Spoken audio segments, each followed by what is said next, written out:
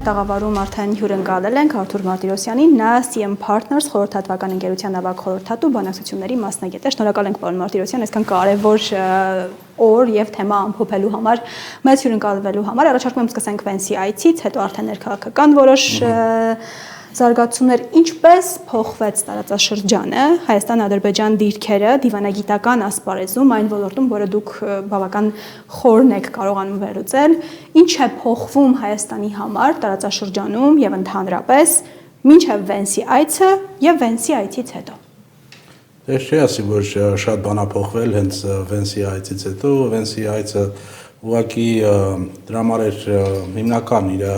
առաքելությունը նրանում էր, որ ինքը ամրապնդի են պայմանավորությունները, որ արդեն տեղի են ունեցել Վաշինգտոնում եւ շարունակի ստեղծել այդ մթնոլորտը, որպես բանակցող կարամ ասեմ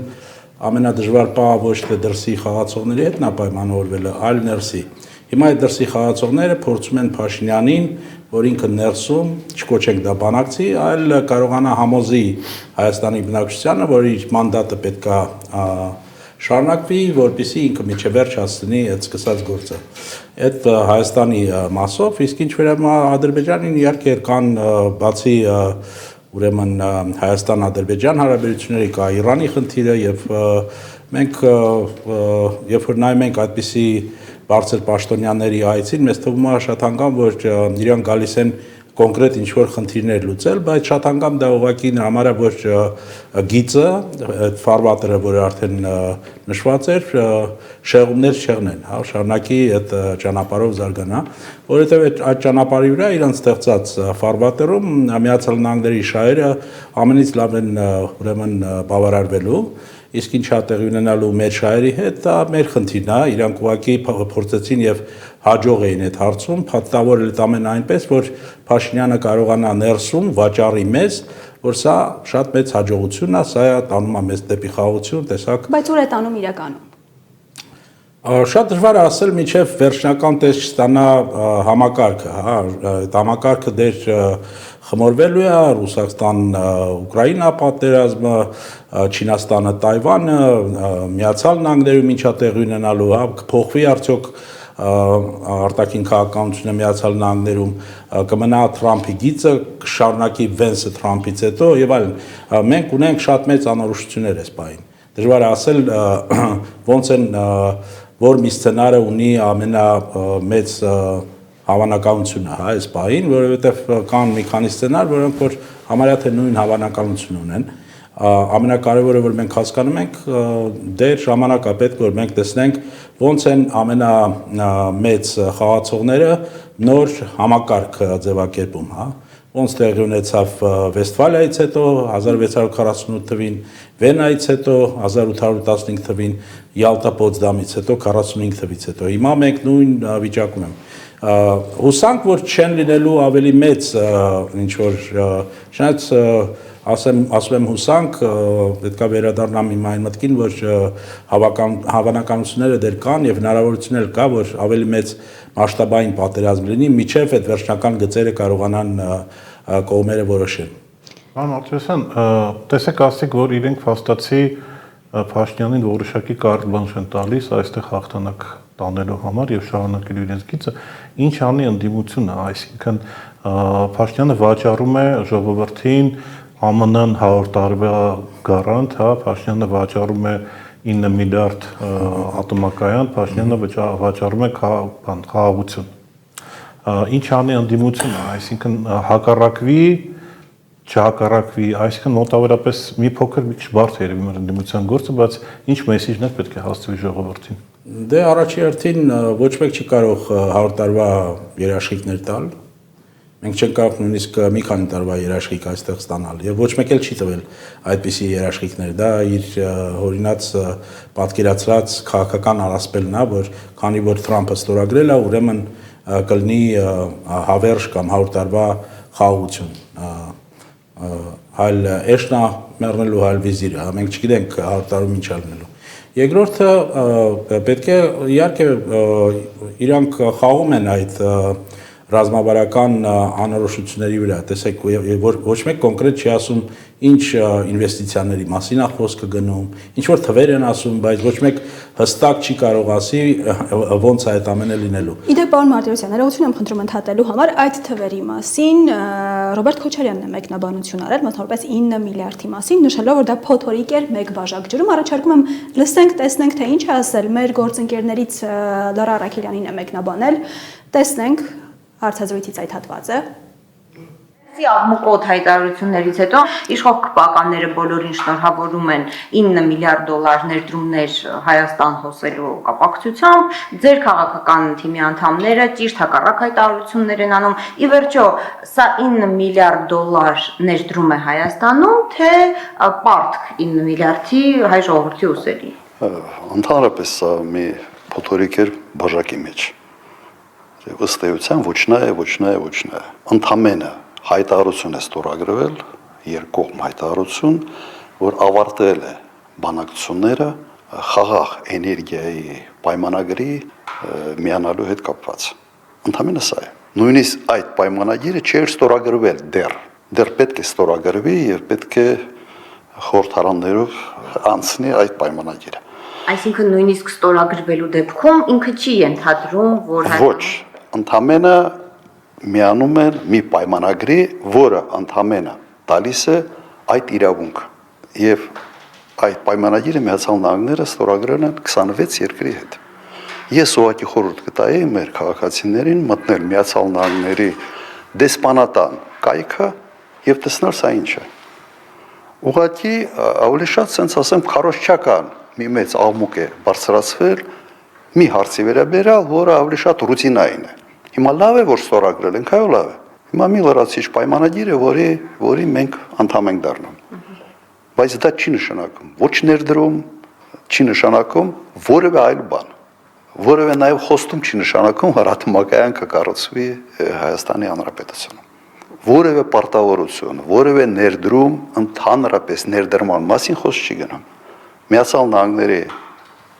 փոխնախագահ ընդամենը այսպես ասենք առաջ էր մղում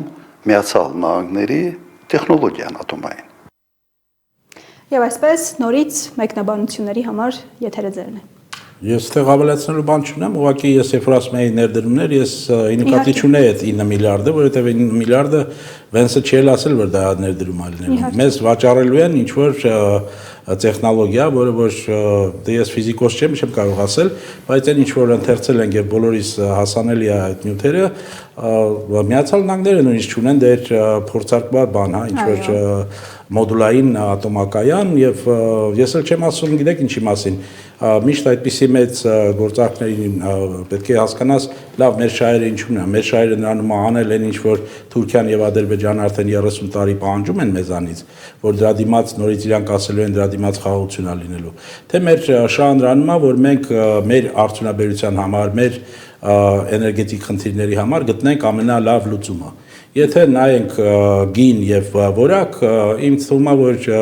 Չինաստանն էլ կարող էր ավելի լավ բան առաջարկել, հա, գնային եւ նույնիսկ լուծումները Ռուսաստանն էլ կարող էր առաջարկել Ռուսաստանի հայտարարություն հնչեց։ Դե հա, բայց ստեղ խնդիրը այլ է, տեսեք, երբ որ հայտարարություններ են արվում, շատ հանգամ դուրս են բերվում խաղացողներին, նույնիսկ կանոնով չեն ասում, ասում են այլ դե ինչ որ խաղացողներ կան, որոնք ցանկանային այլ բան տեսնել, բայց այդ ովքեր են այդ խաղացողները։ Ոնց որ ժամանակին ինքը ասում էր նշաձողը իջացրել են, հիշում եք։ Բայց հետո էր այդ նշաձողը իջացնողը։ Մի հատ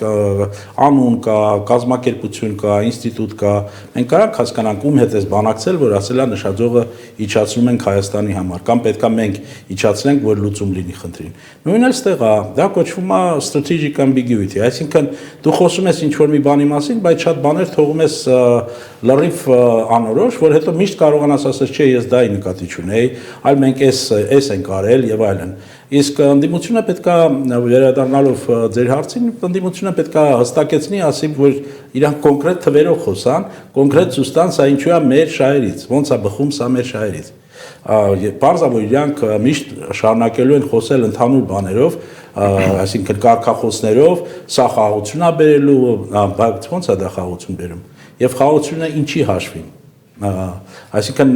գին կա այդ խաղաղության եւ որտեղ եք դուք պատրաստ կաղնել, որովհետեւ եթե դու բանակցում ես եւ միշտ ասում ես, որ խաղաղության գինն է սա, դու պետքա պատրաստ լինես, որ քեզանից ավելին են պատրաստ մյուս կողմերը պահանջելու, չէ՞։ Ասել են, ես էլ պետք է անես, որ խաղաղություն ես ուզում, հա, դե ես էլ պետք է անես, ինչ ես դու պատասխանելու, երբ որ իրանք տեսնում են, դու ես ասում, դու այլ ընտրանքներ չունես, դու թողնում ես միայն այլ ընտրանքները, որոնց հետ իրանց ավելի հեշտ աշխատել ես բային։ Այսինքն պարզա չէ, որ Վենսի այցից հետո Ադրբեջան, որ շահերը լրիվ այլ ձև են, այսինքն ձևավորված, ասիմետրիա կա, ինչ հայտարարում Միացյալ Նահանգներն այստեղ եւ ամենը իրանք ստացել են, ինչ հայտարարում իրանց Ադրբեջանում եւ ընդհանրապես ավելի ռազմավարական ինչ որ խնդիրներ կան կապված Ադրբեջանի հետ, թե Իրանի հետ կապված, թե նույնիսկ Չինաստանի հետ կապված։ Չինաստանը բան է ուզում նշել, փորձեք մի բան հասկանաք, հա, ես անցյալ կյանքումս ֆիզիկոս եմ եղել, հա, ես որոշակի բաներ հասկանում եմ։ Անցյալ կյանքում ֆիզիկոս չի լինում, կամ ֆիզիկոս է, կամ դա եւ ֆիզիկա ավարտել եմ առաջի կրծքս այդտեղ եւ ես կարծացել եմ եւ ես գիտեմ, որ նույնիսկ եթե ռեակտորը պատրաստվի եւ ինչքան ես հասկանում ռեակտորը պատրաստվելու այդ դատա ցենտրի համար հիմնականում, որովհետեւ առել էլեկտրոէներգիա պետք է աշխատի այդ դատա ցենտրը պահելու համար, ԱՄՆ-ն դեռևս չի արտադրել այդպիսի ռեակտոր, չի փորձարկել այդպիսի ռեակտոր, այսինքն դա լինելու է 2031-2 լավագույն դեպքում։ Հիմա փաստացի մենք ինչ որ մի բանի տակ ենք ստորագրում, որը չկա, կա Չինաստանի բավականին խոշոր առաջարկ, այդ ու նաև ատոմային էներգետիկայում, ինչի մասին խոսեց նաև Նարեկ Կարապետյանը եւ կարծում Ռոբերտ Կադարյանն էլ հաստատեցին, որ Չինաստանի հետ որոշակի բանակցություն են եղել, եւ Փաշինյանը հաջորդ օրը ասում է, որ միգուցե մեծամոր ատոմակայանը մինչեւ 2046 թիվ աշխատելու է։ Ինչ է կատարվում այստեղ, չգիտեմ, ամերիկացիները Չինաստանին դուրս հանեցին, Ռուսաստանը մնաց, թե Փաշինյանը ամեն ինչի տակ ստորագրեց, հա, որովհետեւ ել եմ ասում, ես մի բան եմ հասկանում, որպես ֆիզիկոս, որ դա դեռևս մի 5-6 տարի կա դրան կառուցելու, այնտեղ հարցեր կան այդ թափոնները, ո՞րց է Ամերիկան հետ տանելու, որտեղ Ռուսաստանը հետ է տանում, այդ դրանց դատա ցենտրի ներդրումներն է հետաքրքիր հասկանալ բան։ Եվ փաստացի ինքը ինչ է, ամեն ինչի տակ ստորագրել է, հետո փորձում է հասկանալ ինչ է լինելու, թե ոնց։ Սա առաջին հարցս եւ երկրորդ հարցս, այս իրավիճակում ինչ անի Ռուսաստանը եւ ինչ անի Իրանը, որովհետեւ այս տրիպի պայմանավորվածները խփում են առաջերտին այդ երկու երկրների շահերին։ Երկու շատ երկրորդ հարցը երևի ավելի շատ բարդ հարց է, որովհետև այլ երկրների հետ է կապված։ Ինչ վերաբերում է Փաշինյանի իմ կարծիքով, իմ պատկերացմամբ, որպես բանակցող ինքը իրան թվում է, որ դիվանագիտությունն անում է, որ դու կարողանաս մեկին մի բան ասես, մյուսին մի ուրիշ բան ասես, բոլորին ինչ-որ մի բան խոստանաս, հետո տեսնես ոնց է քեզ հարմար, իշխանությունը պահելու համար, քաղաքական ուրեմն կյանքի երկարացնելու համար, ինչն է քեզ ավելի նպաստող։ Դա էլ ընտրես, դա էլ կարողանաս անես, մնացածին մի ձև համոզես, որ դա էլ իրանց շահերից էր իրականում։ Սա ա եղել միշտ իր ոճը, ինչ որ մենք տեսել ենք, դա այստեղ ես չեմ զարմանա, եթե ինքը բոլորին էլ ասի, որ այո, չինականն էլ է լինելու, ամերիկանն էլ է լինելու, Ռուսաստանն էլ, ինչու՞ չէ, բոլորը լինելու են։ Բայց այդպես չի լինում, որովհետև երբ որ համակարգը քանդվում է, փոքր երկրները նմանաբանդ իրանք չեն կարող այդպիսի բան քաղաքականություն վարեն, որ իրանք բոլորի հետ խաղում են, հա, որովհետև այդ կողմերն են գտնվում ինչ որ չափով հակամարտության մեջ, հա։ Դու կամ կարող է հայտնվես իրանք բոլորի զայրույթի բանում, հա, ուրեմն իրանք ռադարներում դու ոնց որ անվստահելի խաղացող ես, որին բոլորը կամ փորձելու են օգտագործել որպես գործիք իրանք շահերը առաջ գցելու, կամ պետքա քո հաշվին իրանք խնդիրները լուծեն։ Սա է ամենամեծ վտանգը Փաշինյանի հետ քաղաքականության հետ կապված։ Ինչ վերաբերում է Ռուսաստանին, Իրանին, որպես ես հիմա բանակցող եմ խոսում, ես չգիտեմ ինչ են Մոսկվայում եւ Թեհրանում մտածում այդպիսի բաների մասին։ Ես կարամ ասեմ, որ քաղաքականությունը դա հնարավորի արվեստ է։ Այս բանը պարզ է, որ Ռուսաստանի շահերից չի ինչ որ մեծ ինչ որ հակամարտություն սկսել Միացյալ Նահանգների հետ։ Միացյալ Նահանգներում էլ դա լավ հասկանում են։ Դրա համար տեսեք հիմա Կուբայում ինչա տեղի ունենում, հա։ Եթե այլ պայման լիներ կամ Վենեսուելայում, կարող է դիմելու էր Ռուսաստանը ինչ որ կտրուկ միջոցների, փորձելու էին վերախաղալ Կարիբյան ճգնաժամի օրերը, հա, պատկերացնենք նավատորմերը տանկերով շարժվում են, ուղեկցվում են սուզանավերով, հա, ու գալիս է մի պահ, երբ որ պետքա կողմերը որոշվեն, շարունակելու է, թե չի շարունակելու այդ կոնվոյը կամ ինչ է լինելու։ Բայց իրանք չեն անելու այդպիսի բան, որովհետև իմ կարծիքով միջև իրանք Ուկրաինայի խնդիրը չլուծեն, իրանք չեն կարողանալու ավելի ակտիվ ինչ-որ այլ բաներում, թատրոններում ինչ-որ խաղեր սկսել, հա, բաների հետ, դա ամերիկացիքել են հասկանում, եվրոպացիքել են հասկանում, հենց այդ դրա պատճառով է, որ եվրոպացիք ուզում են, որ պատերազմը շարունակվի, Ռուսաստանը մաշվի, ավելի զբաղված լինի, ու իրանք ինչ-որ շնչելու բան ստանան, հա, տարածք ստանան կամ ժամանակ ստանան, որ կարողանան պատրաստվեն ինչպես իրենց թվում է։ Դրա համար իրանք տեսնում են Ուկրաինան, ինչ էլ մնա Ուկրաինայից, դա պետք է լինի այդ բուֆերը, այդ իրանց ճարտարապետությունը նոր ուրեմն պաշտպանողական պետք է ունենա այդպիսի բուֆեր, որը կոչվել է Ուկրաինա։ Ինչ տարածքով դա կարևոր չի, կարևորը որ դա լինի։ Պարզաբար դա Ռուսաստանի շահերի չի, ինչ որ տեղի անենում մեր ռեգիոնում էլ Ռուսաստանի շահերի չի եւ վաղուց, ուստեղ հարց է, այսինքն վերադառնալով այդ ուրեմն հնարավորություններին, Ռուսաստանը կամ պետքա շատ կտրուկ ինչ որ միջոցների դիմի, ինչը երևի պատրաստ չի այս պայն անել եւ իրանց պետք էլ չի դա, Ռուսաստանը կարա ավելի սպասողական դիրք զբաղեցնի, որտեղ ասեն, ով ուզում է լինի Հայաստանում, միևնույն է, երբ որ մենք մեր խնդիրները կլուծենք, բոլորի հետ էլ այնպիսի լծակներ ունենք, որ բոլորն էլ մեզ հետ կխոսեն։ Ինչպես Ալեն Սիմոնյանը խոսեց, երբ որ հասավ Մոսկվա։ Մինչև Մոսկվա գնալը ինքը հիբրիդային պատերազմ էին հորինել, պատերազմող երկիր էինք, հետո գնաց Մոսկվա եւ պարզվեց, որ եղբայրական ժողովուրդ ենք, ոչ մի բան Ռուսաստանի մեջ դեմ չենք ձեռնարկելու։ Դա ինչից է գալիս, դա գալիս է նրանից, որ կան այդպիսի լծակներ եւ այդ լծակների մասին պետք չի մոռանալ։ Պետք չի բերել են պահին հասցնել, երբ որ մյուս կողմին դու պարտադրում ես, որ ինքը այդպիսի լծակները սկսի գործադրել կամ նույնիսկ խոսել դրանց մասին։ Գորընթացում եմ քիչ առաջ ուղակի մի ժամ առաջ եթերից Փաշինյանը ասեց, որ ռուսական երկաթուղին, որը կոնցեսիոն պայմանագրի Հայաստանի հետ, ավելի ճիշտ կնի իրենց այստեղից ոչ թե հանել, դե հանել, վաճառել իրենց կոնցեսիան Հայաստանի եւ Ռուսաստանի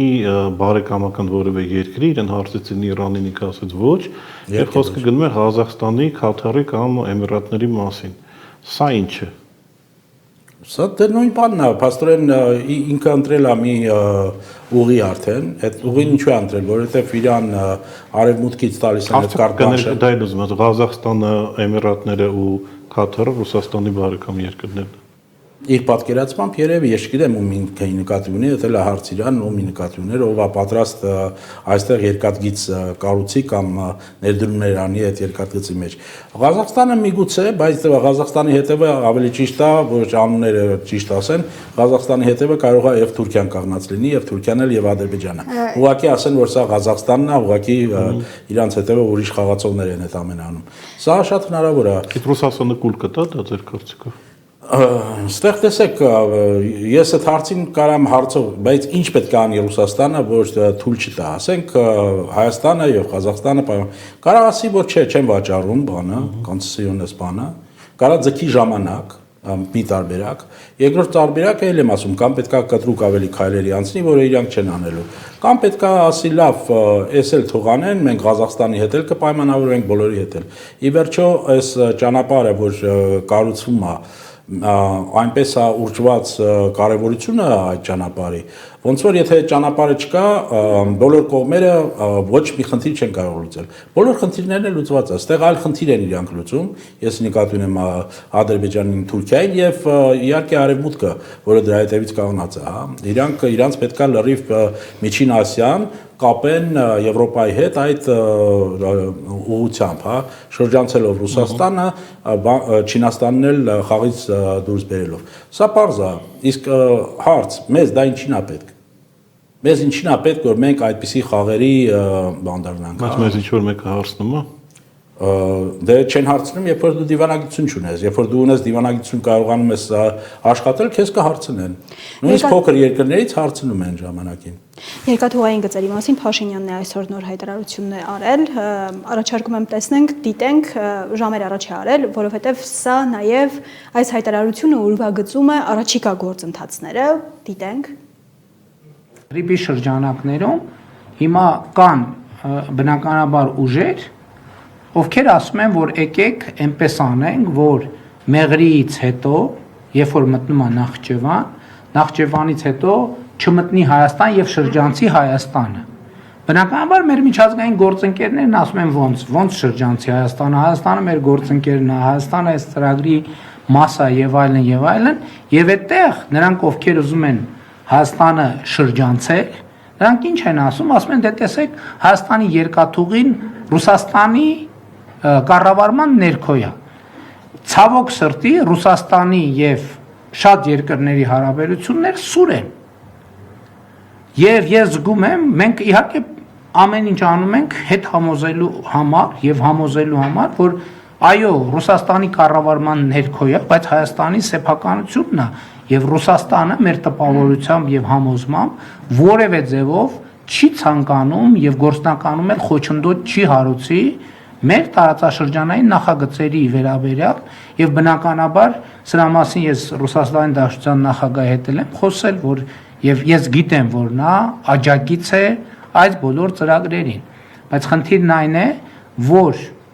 մի շարք երկրներում, արևմուտքում, արևելքում, հարավում, երբեմն հյուսիսներում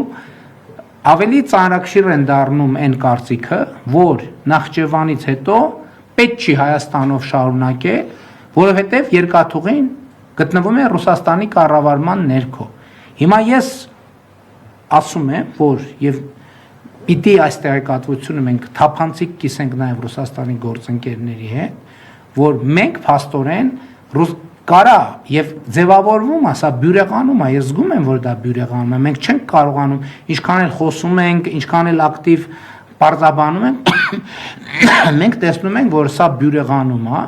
եւ կողմնակիցները, որ այո, ուրեմն պետք է Հայաստանը շրջանցել, նկատի ունեմ Նախճեվանից հետո մեծանում են։ Այո, մեծանում են։ Եվ մենք հիմա սենց իրավիճակի առաջ ենք հայտնվում եւ ես կարծում եմ, որ մենք այս իրավիճակը ես էլ եմ ասում, մենք Ռուսաստանի դեմ որևէ բան անելու ոչ ցանկություն ունենք, ոչ մտադրություն ունենք, ոչ ունեցել ենք, ոչ երբևէ կունենանք։ Բայց հիմա Ռուսաստանի կողմից երկաթուղու կառավարման բերումով մենք ռազմավարական մեր դիրքերի կորուստ ենք ունենում եւ մրցակցային առավելության կորուստ ենք ունենում։ Իմ պատկերացրած լուծումն այն է, որ մի այնպիսի երկիր, որը բարեկամական հարաբերություններ ունի եւ Ռուսաստանի հետ, եւ Հայաստանի հետ, ուղղակի Ռուսաստանից գնի կոնցեսիոն կառավարման իրավունք։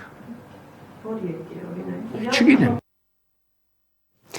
Եվ այսպես, առաջարկում ենք քարտեզի վրա հասկանալ, թե ինչի մասին էր խոսում Նիկոլ Փաշինյանը եւ ընդհանրապես ինչ երկաթուղիների մասին է եւ ինչի մասին է խոսքը։ Թուրքիան մի քանի ամիս առաջ սկսել է Կարսից դեպի Դիլուջու, Դիլուջուն Նախիջևանի սահմանին է կառուցել երկաթգիծ եւ այդ երկաթգծի համար Թուրքիան եւ Թուրքիայի իշխանությունները պատրաստ են, Կարսից դեպի Դիլուջու եւ պատրաստ են եւ արդեն ներդնում են 2.4 միլիարդ եվրո։ Եվ Թուրքիայի նպատակն է Կարսից հասնել Դիլուջու, այստեղից Նախիջևան, Թուրքիան եւ Նախիջևանը ունեն այսպես կարճ սահման, այստեղից այնուհետև անցնել Նախիջևանով ու Մեղրիով Ադրբեջան եւ արդեն դեպի Կենտրոնական Ասիա եւ թուրքական պետություններ, ինչպես գիտեք, Թուրքիան փորձում է միավորվել, դրա մասին բացահայտ ասում են։ Հիմա նորից հիշենք, Կարսից դեպի Դիլուջու, այնուհետև Նախիջևանի տարածքով, Հայաստանով միայն Մեղրի եւ Ադրբեջան ու Կենտրոնական Ասիա։ Բայց ո՞րն է այստեղ խնդիրը։ Փաշինյանը եւ ընդհանրապես փաստն է, առաջարկում է, որ օգտագործվի Հայաստանի տարածքի այլ հատված, Մեղրիից միայն այս փոքր հատվածից բացի։ Այսինքն, հակառակ ուղղությամբ ցույց տանք, որպեսզի ավելի հասկանալի լինի, չնայած բոլորովին նույն բանն է։ Կենտրոնական Ասիայից Ադրբեջանից գալիս են, այսպես այս հատվածով Մեղրիով Հայաստանի հարավով անցնում են Նախիջևան եւ Հայաստանից դուրս գալու փոխարեն, այսպես դեպի Թուրքիա, այս Դիլուջիով եւ Թուրքիայի նոր երկաթգծով դուրս գալու փոխարեն առաջարկվում է այսպես երասխով հասնել մինչև Ախուրիկ եւ Ախուրիկից արդեն դեպի Կարս։ Այսինքն այսպես Հայաստանը շրջանցելու փոխարեն, այսպես ախորիկով կաս Հայաստանի տարածքով նաև որպեսզի լինի երկաթգիծ։ Հիմա Թուրքիայի նպատակը Հայաստանը շրջանցելն է ու օգտագործելը միայն մինիմալ անհրաժեշտ տարածքը։ Սա խաղաղության մասին է, պարոն Մարտիրոսյան։ Ոչ, սա շարունակություն է քաղաքականության, որտեղ Հայաստանը իրենց պատկերացման պետք է լինի ամբողջությամբ կախված Ադրբեջանից, Թուրքիայից, շատ թույլ երկիր, որը որ չի կարողանալու տարածաշրջանում որևէ ազդեցություն ունենալ, ամբողջ բոլոր լծակները իրանց ձեռն են լինելու։ Դրա համար էլ առաջարկում անել են, ինչ որ իրանք առաջարկում են այս բանը։ Եթե իրանք մտածեին իրոք ինչ որ շատ մեր քաղաքական գործիչներ սիրում են խոսել այդ եվրոպական պատերազմից հետո, երկրորդ պատերազմից հետո համագործակցության բանի մասին, այստեղ այլ լուծումներ կլինեին, խնդրի, որոնք կբերեին ավելի մեծ համագործակցության եւ շահերի բավարարման։ Բայց մենք տեսնում ենք, մենք հասկանում ենք իրանց շահերը, իրանց պատկերացումը շահերի մասին նաեւ չի փոխվել ընդհանրապես։ Եվ փաստացի նորից նախապայման է դրվում Հայաստանի առաջ, որ եթե ուզում եք նաև Հայաստանի տարածքը մասնակցի այս ամբողջ խաղին, մեծ տարածաշրջանային, Ռուսաստանից պետք է հրաժարվեք։ Ճիշտ եմ հասկանում։ Իհարկե։ Իսկ ինչ կամ Փաշինյանը ասում է, որ մենք Ռուսաստանի դեմ չենք, երբեք ոչ մի բան չենք անելու։ Սա գիտեք ինչին է նման, դու ամեն ինչ անում ես, որ մյուս կողմին դուրս բերես։ Եվ սա նոր չի, մենք դա սկսեցինք տեսնել նույնիսկ 18 թվին, հա, երբ որ մի բան ասվում էր, մի այլ բան արվում էր։ Եվ անիմաստ էր այդ քայլերը, նույնիսկ ասած հապկի այդ պատմությունը անդամագրվել է տարբեր ինչ-որ ճամբարներում, որոնք որ որպես թիրախ էին նայում ավտորիտար Ռուսաստանը եւ Չինաստանը եւ այլն, ժողովրդավարության ինչ-որ ճամբար։ Շատ է, մեծ ցուցակ կա դրա։ Իսկ հիմա ասում է, չէ, սա ձեր դեմ չի, սա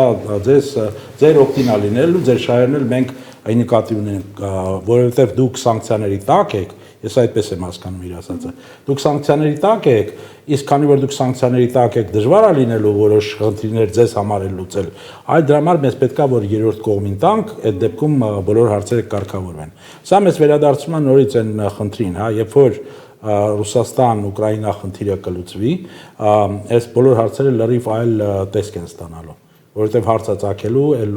ով է սանկցիաների տակ, ինչի համար է դա պետք։ Իսկ այս բանին, հա, դրա համար ասում եմ, չգիտեմ, ով է գալու, ինչ է գնելու։ Հիմա եթե ես ընդդիմություն լինեի, ես պետքա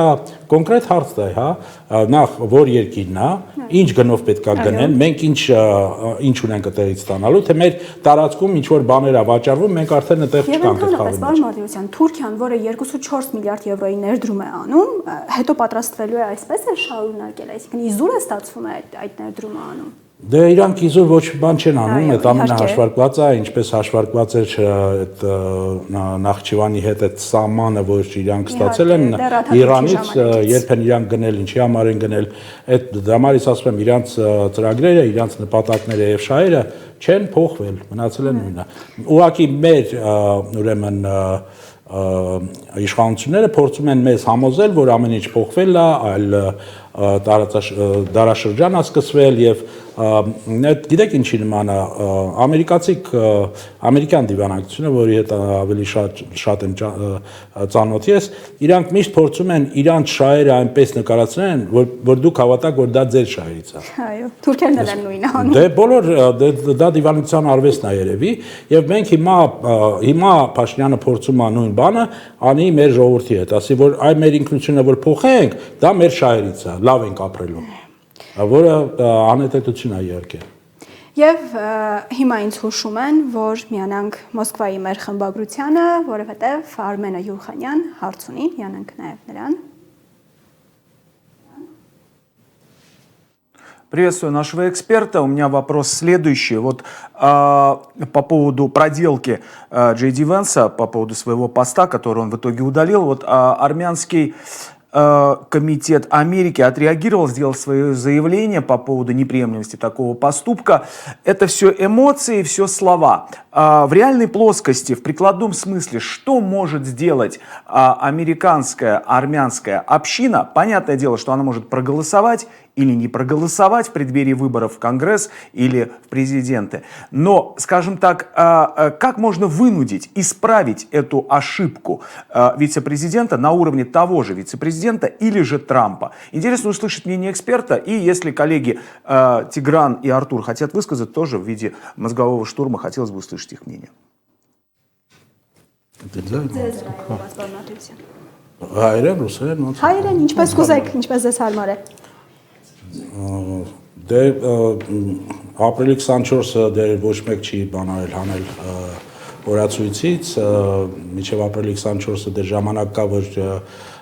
թե Վենսի հետ, թե Թրամփի շրջապատի հետ աշխատանք տարվի, բայց այդտեղ մի մեծ խոչընդոտ կա։ Այդ խոչընդոտը դեռևս չի հաղթարվել, որովհետև մենք երբ որ խոսում ենք նրա մասին, թե ինչ կարա Սփյուռքը անի, մենք պետք է հասկանանք, որ Սփյուռքը միայնակ չի կարողանալու գործել, որովհետև ում էլ դիմեն, ում հետ էլ խոսեն, իրանք միշտ ասելու են կա Հայաստանի կառավարություն, իրանք հիմա խաղաղություն են կառուցում, մի խանգարեք, այն ինչ որ դուք առաջարկում եք, երևի չի համաձայնացված Հայաստանի կառավարության հետ, իշխանությունների հետ եւ այլն։ Դա է եղել միշտ պատասխանը եւ դա տրամաբանական պատասխան է։ Բայց դա էլ հնարավոր հաղթահարել, դրա համար պետք է Միացյալ Նահանգներում Սփյուռքը ավելի համախմբված մոտենա այս հարցերին, որովհետև թվում է, որ դե ինչ ընտրություններ է կոնգրեսում նոյեմբերին, դա մեծ խնդիր չի կարող առաջացնի, բայց լրիվ այլ կերպ են անցալում կարևորությունը այդ ընտրությունների Թրամփի ճամբարում, հա։ Այստեղ ամեն մի ձայն, ամեն մի բան կարող է կարևոր լինի իրանց համար։ Էլ չեմ ասում նրա մասին, որ կա ընդհանուր հասկացողություն, որ Սփյուռքը միայնակ շատ անգամ չի գործում եւ հայկական Սփյուռքը նաեւ կարա դիրքերը ուժեղացնի, մտնելով տարբեր այլ Սփյուռքերի հետ կոալիցիայի մեջ եւ ուժեղացնի այդ դիրքը։